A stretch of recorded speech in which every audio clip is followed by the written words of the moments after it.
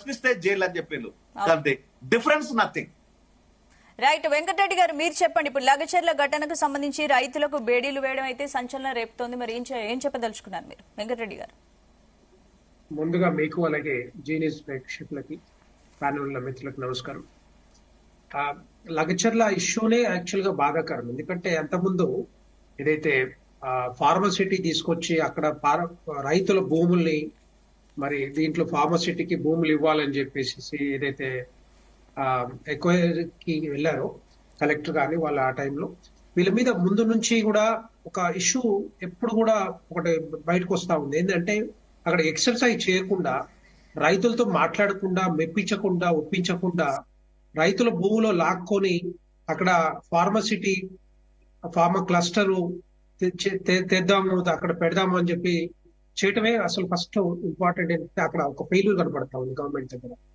అది చేయకుండా మరి అక్కడ ఆ దుర్ఘటన జరగటం, కలెక్టర్ మీద దాడి చేయటం, అక్కడ ఎవరు చేసిర్రు, రైతులు చేసిర్రా లేకపోతే ఆ ముసుగులు ఇంకా వేరే వాళ్ళు చేసిర్రా, వాళ్ళ మీద తీసుకోవాలి యాక్షన్. కానీ రైతులే చేసిరని చెప్పి రైతుల మీద కేసులు పెట్టడం, తర్వాత రైతుల్ని మళ్ళీ బేడీలేసి హాస్పిటల్కి తీసుకెళ్లటం అనేది చాలా బాధాకరం.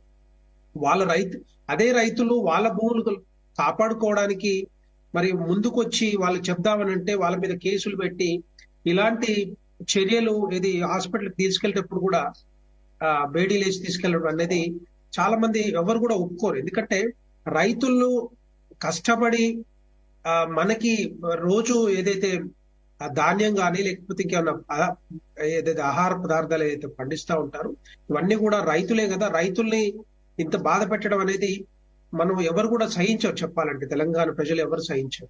ఒకప్పుడు కూడా ఇట్లాగే 2018 22లో ఇదే బీఆర్ఎస్ ప్రభుత్వంలో మరి అంతకుముందు మిర్చి రైతుల మీద ఇట్లాగే కేసులు పెట్టి బేడీలేసి పంపిస్తే అప్పుడు చాలా పెద్ద సమస్యగా ఉండేది.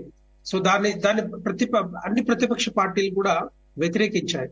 అట్లాగే 2022లో గౌరెల్లి ప్రాజెక్టు కింద అయితే రైతులు మరి ధర్నాలు చేస్తే వాళ్ళ మీద కూడా కేసులు పెట్టి ఇట్లా చేసి ఇవన్నీ కూడా ఏంటంటే ఇదే రైతులు మరి ఓట్లేసి గెలిపిస్తేనే కదా మన కాంగ్రెస్ ప్రభుత్వం రేవంత్ రెడ్డి గారు ముఖ్యమంత్రి అయింది. అదే రైతుల మీద ఇప్పుడు మరి కక్ష కట్టి ఎందుకు చేస్తున్నారో అర్థం కావట్లేదు. ఇలాంటి చర్యలన్నీ కూడా దుర్మార్గమైన చర్యలు.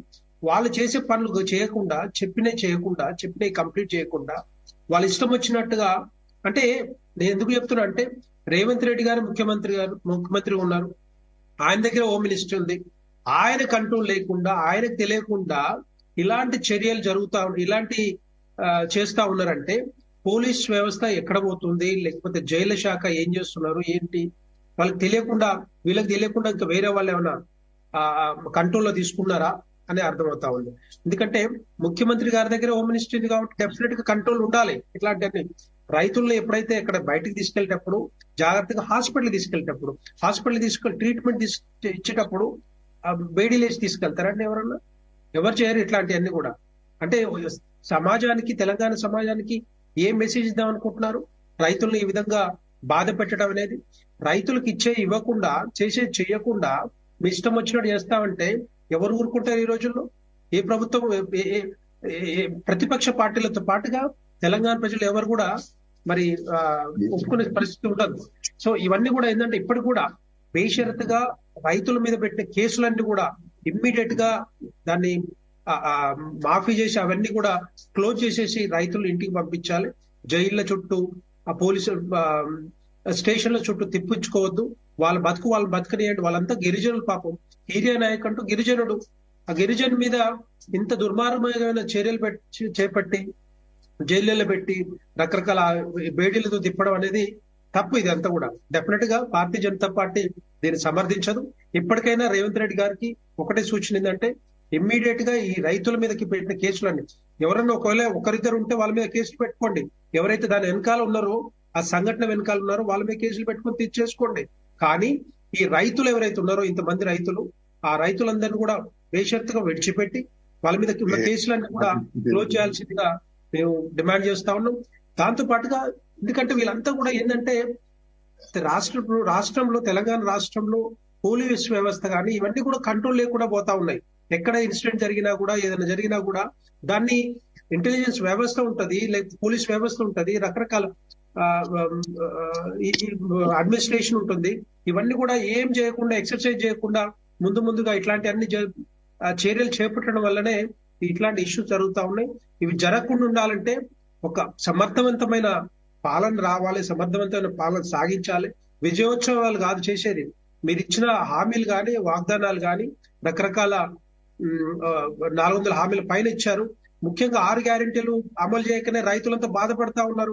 ఈ రోజు ధాన్యానికి మరి 500 రూపాయలు బోనస్ కానీ, 15,000 రూపాయలు రైతు భరోసా కానీ ఎక్కడ పోయినాయి? రైతు కూలీలకు 12,000 రూపాయలు ఇస్తున్నారు.